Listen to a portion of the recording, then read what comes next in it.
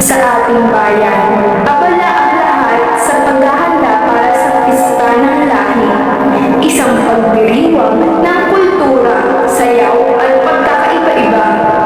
Ngunit sa likod ng kasiyahan, may mga pusong nag-aalinlangan.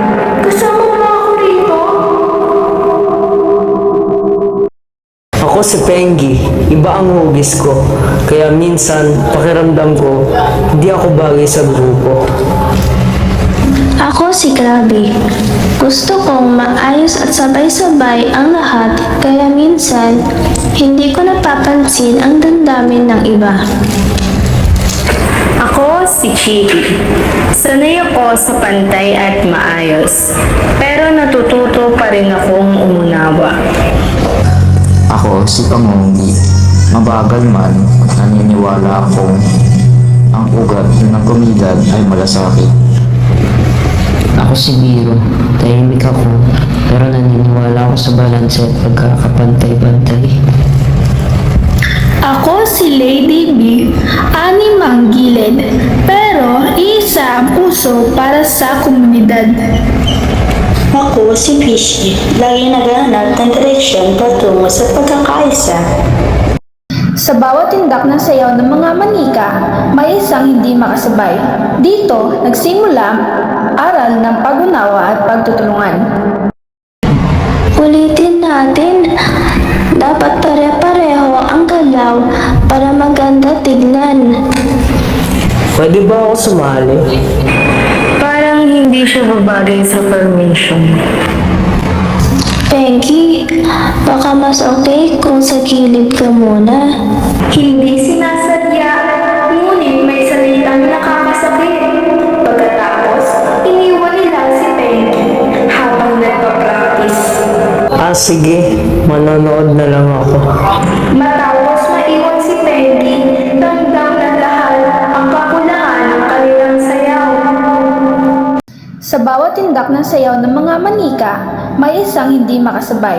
Dito, nagsimula aral ng pag-unawa at pagtutulungan. Teka, parang mas mabagal ang flow natin.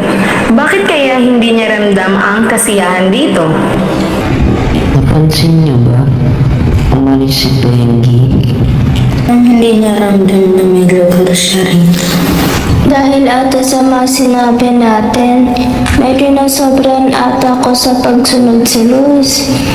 Baka nakalimutan ko tanongin siya kung okay lang siya sa formation. Hindi natin pwedeng hayaang maiwan ang sinuman. Kailangan nating magpakita ng pagtanggap, hindi lang pagsunod sa rubrics. Nagpasya ang ilan na nalapitan ang naiwan. Pengi, bakit ka umalis? Pakiramdam ko, mali ang hugis ko. Baka masira ko lang ang sayaw. Hindi ikaw ang mali. Kulang lang ang pag-unawa namin. Kung aalis ang naiiba, mawawala ng tunay na kulay ng komunidad. Pengi, gusto namin sumali ka ulit. Hindi kami complete. Wala ka. Talaga? Baka masira ko lang ang sayaw. Hindi. Gusto namin maramdaman mo na may puwang ka rito.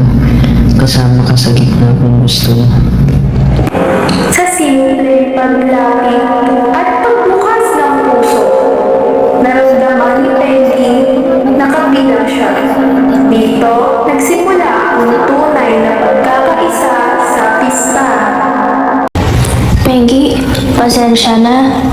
Mas inuna ko ang gusto ko kaysa sa damdamin mo. Baguhin natin ang sayaw, yung may galaw para sa lahat. Hindi kailangan pare-pareho, kailangan lang sabay-sabay. Ngayon ko lang naramdaman na may puwang pala ako. Mas kumanta ang sayaw natin dahil may kakaiba. Kapag binuksan ang puso, mas nagiging buo ang komunidad. Ang kultura ay para sa lahat, hindi lang sa magkapareho. Ang pagkakaiba ay hindi hadlang, kundi lakas. Kapag tinanggap ang isa, mas nagiging buo ang lahat. Dito nagiging tunay na Pilipino, marunong umamin at magmalasakit. Kapag nagkakaisa ang komunidad, umaangat ang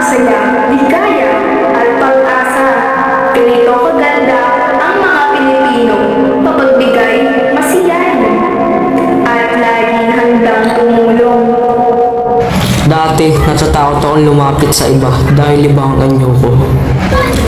Ganon din ako noon. Pero ngayon, ramdam ko na may lugar ako dito. Ito ang kwento ng komunidad na natutong tumingin hindi sa hugis, kundi sa puso, tapang, talino at malasakit. Kahit iba-iba, ang komunidad ay nagiging mas maganda dahil sa kabutihan ng bawat isa. Kapag nagkakaisa, mas madali nating maipapakita ang kabutihan sa lahat. Mas masaya at mas makulay ang komunidad kapag may pagtanggap sa bawat isa. Mabuhay ang pagkakaiba-iba! Mabuhay ang kulturang Pilipino! Mabuhay ang komunidad na may malasakit